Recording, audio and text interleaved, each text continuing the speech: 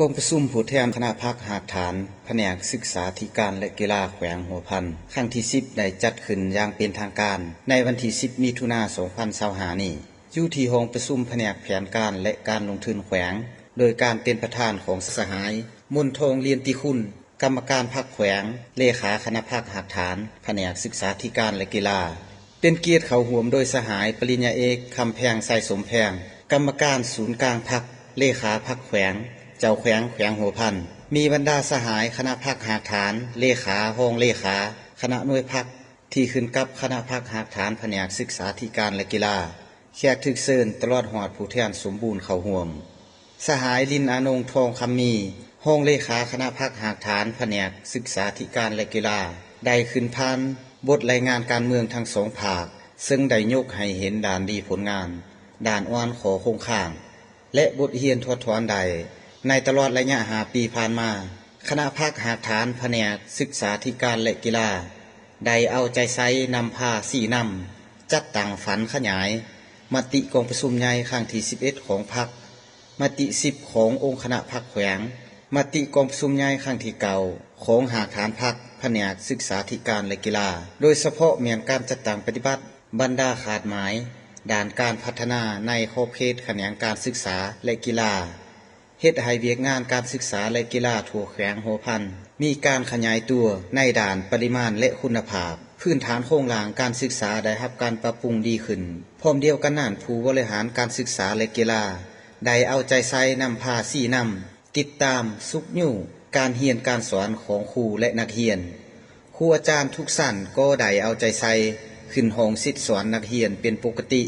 เฮ็ดให้คุณภาพการศึกษาพัฒนาดีขึ้นเคียงคู่กับการเรียนการสอนแล้วเวียกงานกีฬาก็ได้จัดการแข่งขันกีฬานักเรียนมัธยมทั่วแขวงขึ้นพร้อมทั้งเข้าร่วมการแข่งขันกีฬาแห่งศาสตร์ครั้งที่11ที่แขวงเสียงขวางเข้าร่วมแข่งขันกีฬานักเรียนมัธยมศึกษาทั่วประเทศครั้งที่7ที่แขวงสารวันก็สามารถญาติได้เหรียญคำเหรียญเงินและเหรียญทอง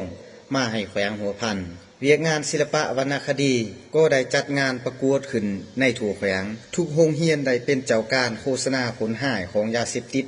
เพื่อเฮ็ดให้ครูอาจารย์และนักเรียนห่างไกลจากยาเสพติดในกองประชุมยังได้ผ่านมาตรฐานเงื่อนไขผู้สมัคร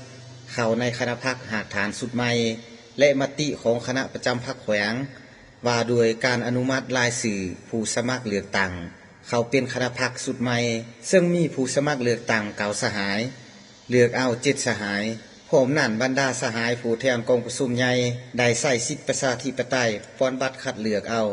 คณะพรรคหากฐานแผนกศึกษาธิการและกีฬาแขวงครั้งที่10ผ่านการป้อนบัตรคัดเลือกและกองประชุมครั้งปฐมฤกษ์ได้เป็นเอกภาพการเลือกเอาสหายมนทองเลียนติคุณเป็นเลขาคณะหากฐานพรรคสหายลินอานงทองคำมีเป็นห้องเลขาสหายนางเวิร์นพรคำพุ่มสมบัติเป็นคณะสหายสมเพชรอินทศรเป็นคณะสหายบัวเงินนิตวงศ์เป็นคณะสหายเพ่งจันทร์แก้วดวงคำเป็นคณะสหายลูเต็งจื้อไมเต็งเป็นคณะและได้เป็นเอกภาพการเลือกเอาสหายลินอานงทองคำมีเป็นประธานกฎกาพรรคและสหายทองวันบุญทวงศ์เป็นห้องประธานกฎกาพรรคในโอกาสที่มีความหมายความสำคัญนี้สหายปริญญาเอกคำแพงใส่สมแพงกรรมการศูนย์กลางพรรคเลขาพรรคแขวงเจ้าแขวงหัวพันได้ให้เกียรติโอลมโตกองประชุมซึ่งสหายได้แสดงความเป็นห่วงเป็นใยความเสื่อมันโตคณะพรรคหากฐานแผนกศึกษาธิการและกีฬาแขวง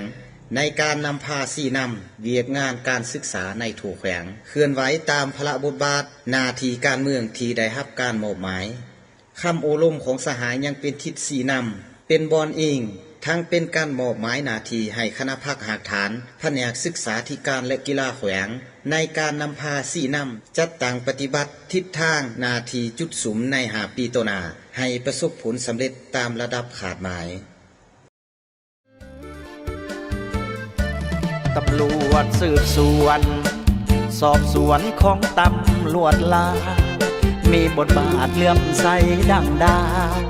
พัฒนาก้าวเติบใหญ่เข้มแข็งภายใต้การนำคณะพรรคสีนำเบิ่งแยง อุ้มสู้เป็นพลังแห่งสีข้างสองแจ้งอยู่ทุกเวลา สืบสวนสอบหาบรรดาปัจจัยสาเหตุ เกิดขึ้นไม่ทั่วประเทศทุกคง